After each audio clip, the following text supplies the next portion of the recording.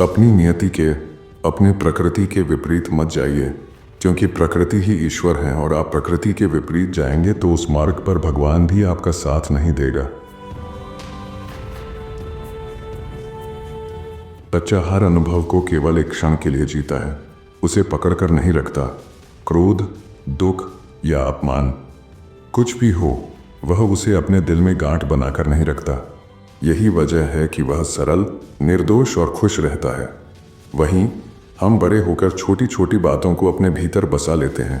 ये गांठें हमें मानसिक रूप से थका देती हैं, हमारे वर्तमान को बोझिल बना देती हैं और खुशी के रास्ते में बाधा बनती हैं। जीवन में सच्ची खुशी पाने के लिए हमें इन गांठों को खोलना होगा। अतीत को जाने देना और माफ़ करना सीखना होगा। गुस्सा, अपमान या दुख को अपने अंदर समेटने की बजाय उन्हें बह जाने देना चाहिए। बच्चे की सरलता और निर्दोषता को अपनाकर हम खुद को मुक्त कर सकते हैं और जीवन को अधिक आनंदमय बना सकते हैं। दूसरों की अपेक्षाओं को पूरा करना एक अंतहीन दौड़ है, जिसमें न तो कभी मंजिल मिलती है और न ही संतोष। हर व्यक्ति की अपेक्षाएं अनगिनत और अलग अलग होती हैं, जिन्हें पूरा करना असंभव है। जब हम अपने जीवन को केवल दूसरों की अपेक्षाओं के हिसाब से जीते हैं तो हम स्वयं को खो देते हैं। इससे हमारा चित्त अशांत हो जाता है और जीवन बोझिल और पीड़ादायक लगने लगता है। प्रेम करना और किसी के साथ प्रसन्नतापूर्वक रहना जीवन की सबसे गहरी और महत्वपूर्ण चुनौती है। अकेले शांति से रहना सरल हो सकता है, लेकिन किसी और के साथ सामंजस्य बिठाकर जीना सच्ची परीक्षा है। ऐसा इसलिए है क्योंकि हर व्यक्ति अपने अलग दृष्टिकोण, आदतों और भावनाओं का संसार लेकर आता है। जब दो संसार मिलते हैं तो मतभेद स्वाभाविक हैं। यह सत्य है कि जो जन्मा है उसे मरना है, जो जवान है उसे बूढ़ा होना है। यह जीवन का स्वाभाविक प्रवाह है और इसे समझकर स्वीकार करना ही सच्ची शांति का मार्ग है। परिवर्तन को रोकने का प्रयास दुख का मूल कारण है। जब हम परिवर्तन को सहजता से स्वीकार करते हैं तो दुख की जड़ अपने आप कट जाती है। संसार में भौतिक उपलब्धियों के लिए दौड़ना और विचार करना आवश्यक है, लेकिन आत्मा की गहराई में जो पाया जाता है वह रुकने और शांत होने से मिलता है।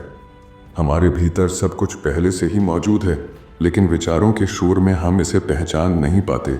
जैसे ही हम निर्विचार होते हैं, हमें यह अद्भुत सत्य प्रकट होता है कि जिसे हम खोज रहे थे वह सदा से हमारे भीतर था। ध्यान का अर्थ केवल कुछ मिनट आंखें मूंद कर बैठने से नहीं है। यह तो एक माध्यम है, लेकिन इसका असली उद्देश्य आपको हर क्षण जागरूक और होशपूर्ण बनाना है। ध्यान का अर्थ है अपने जीवन को पूरी तरह जागरूकता के साथ जीना। काम करते हुए, चलते हुए, खाते हुए हर पल पूरी उपस्थिति में रहना। हम सभी के भीतर नकारात्मक भावनाएं जैसे क्रोध, घृणा या ईर्ष्या उठती हैं, लेकिन इन्हें बाहर फेंकने या दबाने के बजाय हमें इन्हें सकारात्मक रूप से बदलने की कला सीखनी चाहिए।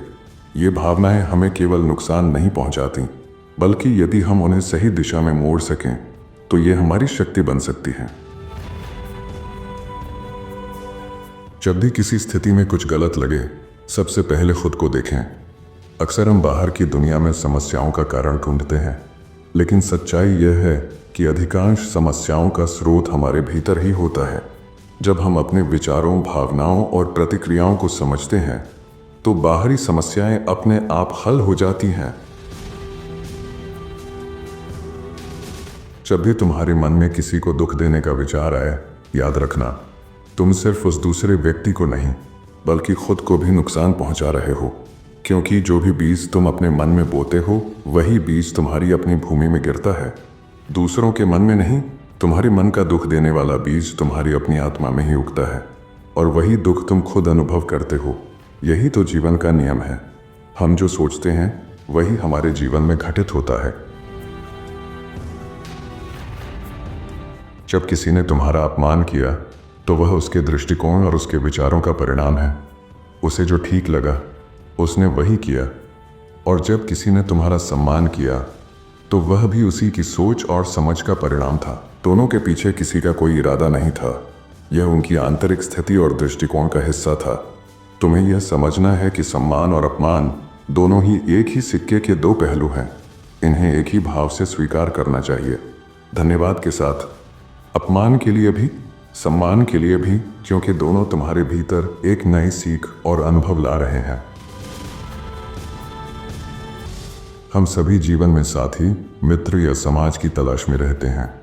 हम सोचते हैं यदि कोई हमारे साथ हो तो हम खुश और शांत रहेंगे, लेकिन सच्चाई यह है कि जब तक हम अपने साथ शांति से नहीं रह सकते, तब तक हम किसी और से शांति की उम्मीद कैसे कर सकते हैं। हम खुद अपने साथ बैठने और अपनी आंतरिक शांति को महसूस करने के लिए तैयार नहीं होते, और फिर हम दूसरों से उम्मीद करते हैं कि वे हमारे साथ हमेशा खुश और संतुष्ट रहें। यह न केवल खुद से नाइंसाफ़ी है, बल्कि दूसरों पर भी एक अनावश्यक दबाव डाला है।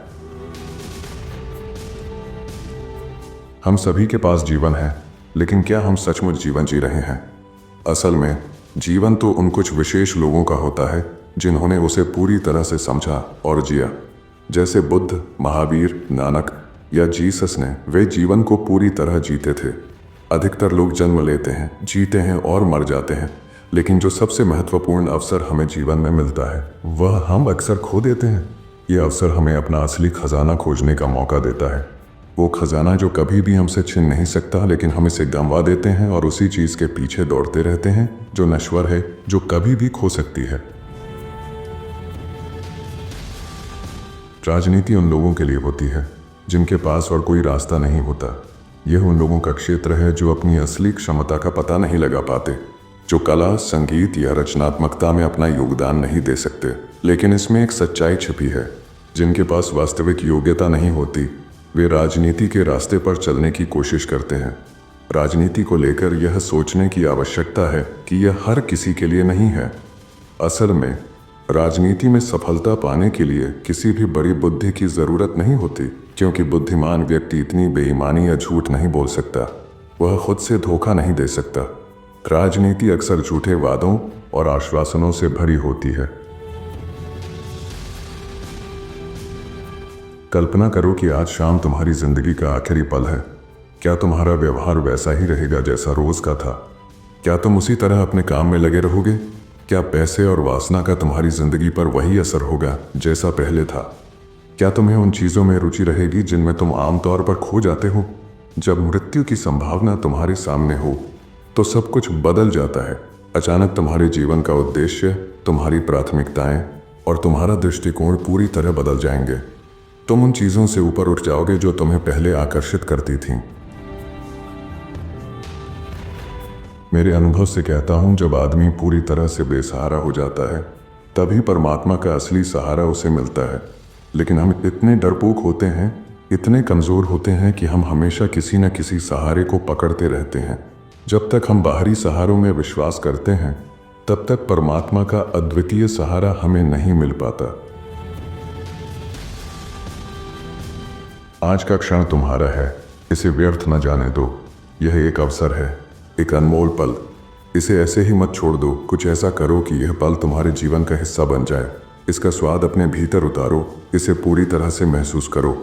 इस क्षण का पूरा आनंद लो, ताकि यह तुम्हारे जीवन में हमेशा के लिए गूंजे। अगर हम समय को यूं ही बर्बाद करते रहते हैं, तो यह आदत बन जाती है, और फिर जीवन के हर पल को खोने की भावना हमारी प्रकृति बन जाती है। इसलिए इस पल को पूरी तरह से जियो, सभी उसकी अच्छाइयों और संभावनाओं के साथ।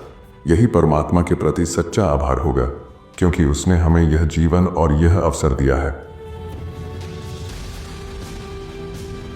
जरा सोचो, तुमसे पहले अरबों लोग इस धरती पर आए थे, जिनके पास भी वही सपने थे, वही धन और वही महत्वाकांक्षाएं।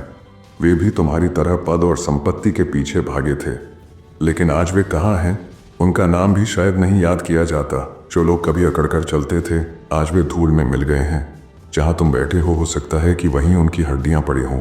जिस स्थान पर तुम आज खड़े हो, कभी वहाँ उनकी उपस्थिति थी, लेकिन अब वह सब गायब है।